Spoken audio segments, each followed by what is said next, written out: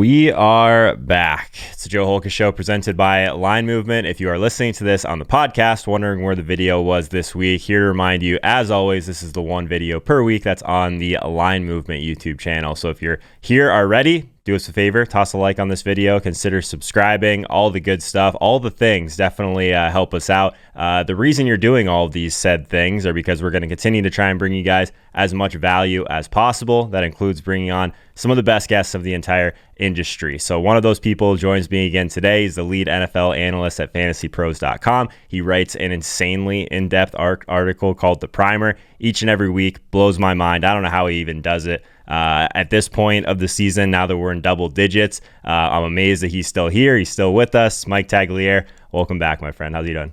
Oh, thanks for the intro, buddy. I appreciate it. It's still not too bad of a week because there's 4 teams on bye week. And, I always explain it to people like, imagine going into your 40-hour a weweek job on a Friday, and then your boss says, you know what, you only got to work 2 hours today. I'm going to send you home.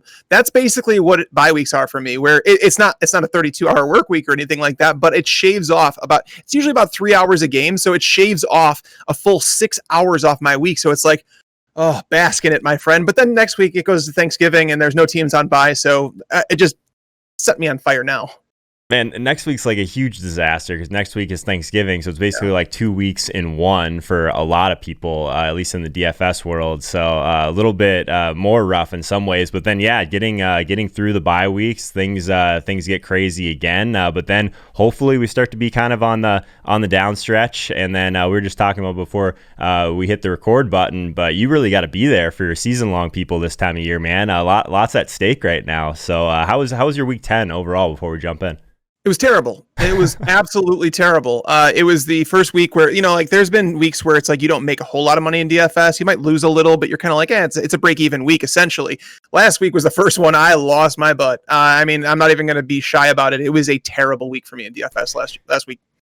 Yeah, there's going to be weeks like that. And I said this again right before we hit record, but like people like you that like this is a perfect segment for you, honestly, like the locks of the week, because like trying to get to the best plays, the optimal plays is something that I feel very confident that you can do. So weeks like last week where things kind of go sideways a little bit, these are really tough weeks for people to win that are kind of doing some of the right things. The people that win these weeks that go kind of weird on us are the ones that are just playing completely contrarian, playing completely like kind of off the board types of roster constructions to really benefit from that chaos. The guy that always comes to mind is my tilt space brother Michael Leone. Almost wins the Thunderdome again last week just because he just plays so contrarian, just faded out. I can't remember who the chalk was last week. It was all the cheap running backs last week, right? It was the Mike Davis, the Gio Bernard. So we'll get back into that. But okay.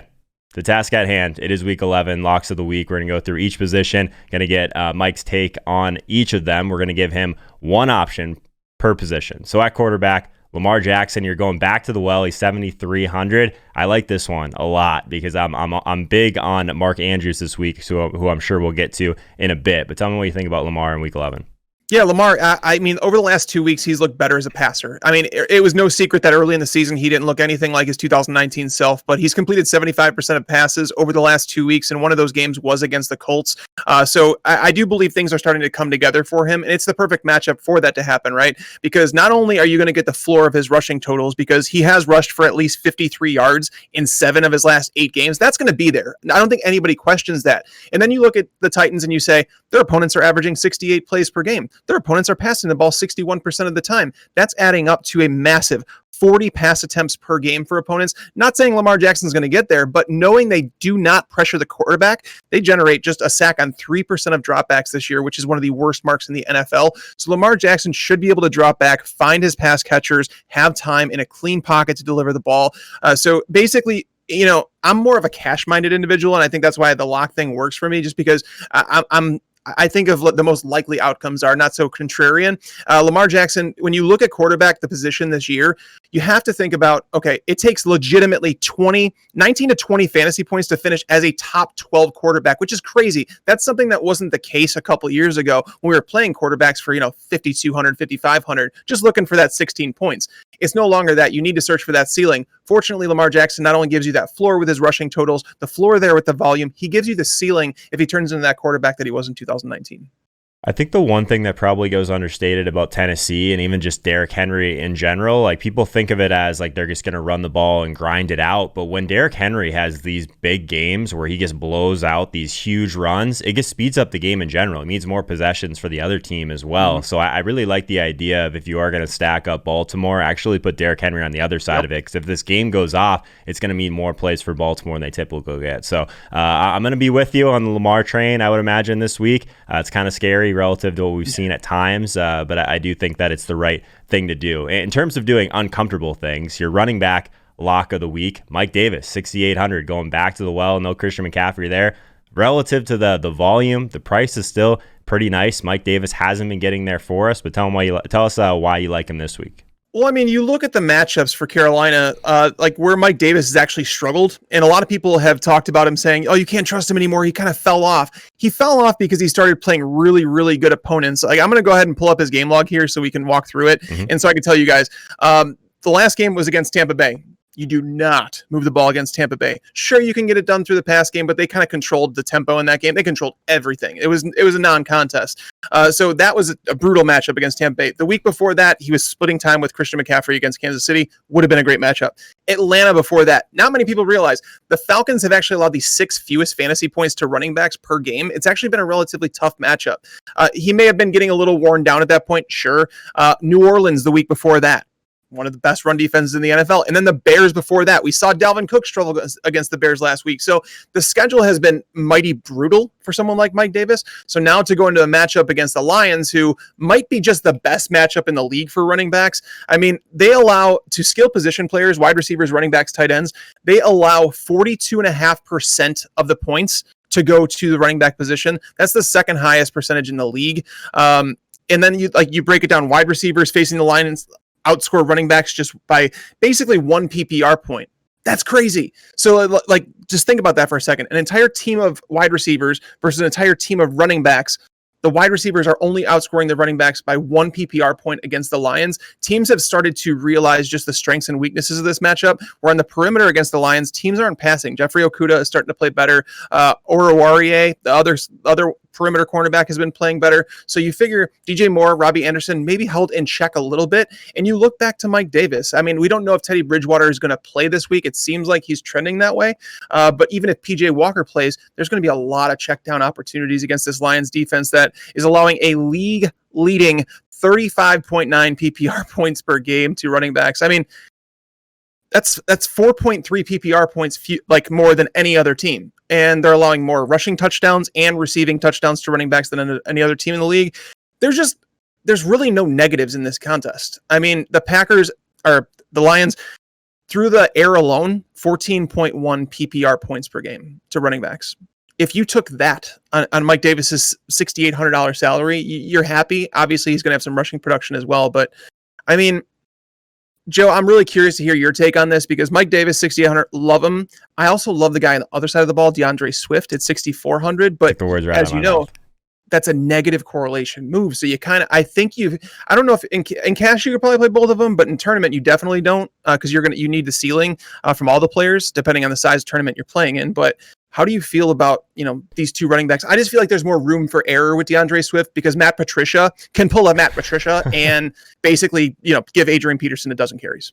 Yeah, that's true. I was just going to say that, like right before you even mentioned that I like both the running backs in this game. I actually think that Swift might end up being more popular than Davis because I think Davis has burned people these last couple of weeks. Yep. People forget, like Christian McCaffrey has really struggled against teams like Tampa Bay as well. If there's like one matchup, like if it's a scheme thing, if it's just Tampa Bay's really good at stopping the run, like those are things that do matter at the tails for sure. I'm not a big matchup person, but I'm willing to acknowledge that that part of it is real. I like Swift and Davis together. I actually don't think it's as bad of a correlation issue with these guys that are super game script independent. So I think you can play both of them. I think that both of those guys are projecting really well for me this week if you didn't want to go all the way up to Dalvin Cook at 9K. Running back's interesting this week, man. I think there's some decisions to be made for sure. At wide receiver, your lock of the week, Keenan Allen, 7,400. Tough to argue with the target share overall, but tell us why you like Keenan.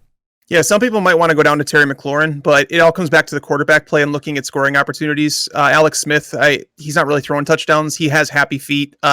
Fortunately, the Bengals don't bring pressure, so McLaurin's a solid play, but Keenan Allen's a guy, 10.3 targets per game, playing with Herbert in a matchup against the Jets, who are a better team against the run than people have given them credit for. If you were to take away one long, it was like an 85-yard run for Raheem Mostert, where he set like the land speed record in the NFL's next-gen stats. Like, if you take that away, they're allowing sub 4 yards per carry. Kalen Ballage has looked fine, but I don't think that this backfield is going to get up to the 29 touches per game that the Jets typically allow. So Herbert obviously playing fantastic, coming off arguably his worst game, but coming back to play this Jets secondary that they just cut one of their starting cornerbacks. Pierre Desir was cut in the middle of this week, so they're going to be starting either rookie Bryce Hall, who was drafted late on day 3, or they're going to be starting someone like Corey Ballantyne. He's a cornerback that the Giants cut. The Giants, the team that needs cornerback help, they cut him. But the Jets, come on over to the Jets. We're trying to lose every game. We'll put you in there. So Keenan Allen against this defense, like I think he's averaging 10.3 targets per game. Last week was the first one with Herbert under center where he played the whole game and he did not see at least 10 targets. So when you're paying up at wide receiver, receivers like the position, Joe, you talk about all the time, running back, we want to pay for those guaranteed touches at running back. Receiver is so volatile, but when you get the targets that Keenan Allen's getting on an every week basis against a defense like the Jets, it's almost like guaranteed production. One thing that I think goes probably under, valued is the type of volume that it takes to get there. So like your projection, like if it's very baked into touchdowns, like someone like Devontae Adams comes to mind at times for him to truly like hit his high price tag, his high end, he has to get there with touchdowns. Keenan Allen can get there by just getting like 14 targets. So that's very positive, I think, for the floor. So I love that call. Love Herbert this week. Love this game overall. I think that Mims on the other side of it, some little mini correlations make a ton of sense if you're looking for some savings. Herbert, like his rushing has been there, which we know is obviously very positive, but also top 8 in a quarterback efficiency metric that I really like, completion percentage above expectation. So I like Herbert a lot. So naturally, I'm probably going to end up on some Keenan this week. So we talked about Lamar a little bit. Mark Andrews, your tight end lock of the week. He's 4,900. He's been just continuously burning people, but then you take a step back and you're like, this tight end position as a whole has just been burning people all year anyway. So are we really that down on Mark Andrews? Obviously, there's a lot of things I think this week in particular that make some sense for him. Yeah, there are. And one of the things that we should feel more comfortable about playing Mark Andrews is the fact that last week against the number 2 DVOA defense against tight ends, the Patriots, he racked up 7 catches for 61 yards. I mean, that was a major step in the right direction. And again, we talk about Lamar Jackson completing 75% of his passes over the last 2 weeks. I know Andrews struggled against the Colts, but every tight end struggles against the Colts. They're legitimately allowing the fewest fantasy points per game. They haven't even allowed a touchdown to a tight end, and now we're going into week 11. But I love this matchup here. In schedule adjusted fantasy points, the Titans have allowed 18.6% more fantasy points than tight ends typically score on average in non-Titans games. And on top of that, tight ends have been targeted 18 times in the red zone against them. That is the most in the NFL for tight ends. So basically, you're attacking the fact that Lamar Jackson, it's a very concentrated pass attack, right? Like Willie Snead, whatever, like Desmond King came over in a trade from the Chargers. He's covering the slot, so Snead's matchup is actually pretty tough. The running backs, they're not using the passing game at all. Marquise Brown has been a complete disappointment, and he's been getting as much volume as he's going to get. Like, he's not getting any more volume. There's just nowhere for it to come from. He's just been inefficient with it. But whereas Mark Andrews, it's good to see him turn around, and you're not taking too much risk by playing him at 4,900. If he was priced up at 5,800, it feels like his price tag should probably be around there, considering Kelsey's on the slate, considering Waller's not on the slate. I thought that they'd price him up a bit. So when I saw 4,900, I was like, what's the risk you're taking? Like, if you look at the tight ends that are finishing top 12 every single week, it's a joke. So why wouldn't you take a guy that you know is locked into 5+ targets against a defense that's allowing plenty of fantasy points to the position, and a guy that's coming off a matchup where he I don't want to say dominated, but he did very, very well against tough competition. Yeah, last week, 2 of the tight ends in the top 3 on the main slate were literally just 2 tight ends that caught like 2 to 3 balls for Tom Brady. Literally, it was Gronk and Brate at the top, which was pretty crazy. Mark Andrews, I'm with you, man. Boyle being carted off last week. Like, it's not that that's a huge target share or anything, but Mark Andrews is going to be on the field a ton. He leads the slate in target per out run over the last 4, leads the slate in weighted opportunity rate over the last 4. third highest team total on the slate. Obviously, we want these touchdowns, or we know the volume is going to be a little bit more inconsistent for tight ends overall. So I'm with you, man. I love Mark Andrews this week. Again, I like Derrick Henry on the other side of it if you're trying to get a little bit different in stacks. So Mike, appreciate it, my friend. Definitely, everyone, if you haven't already, check him out on Twitter. He's at Mike Tagliere NFL. Let the people know where they can find you, the primer, all that good stuff, man. Yeah, just go to fantasypros.com. That's where all my content's at. That's where I do the podcast, the Fantasy Pros Football Podcast. We have like 6 of them a week. So we're constantly pushing those things out. And it's always fun to talk DFS with Joe, one of the sharpest guys in the industry. Appreciate it, my man. I'll see you in a couple weeks.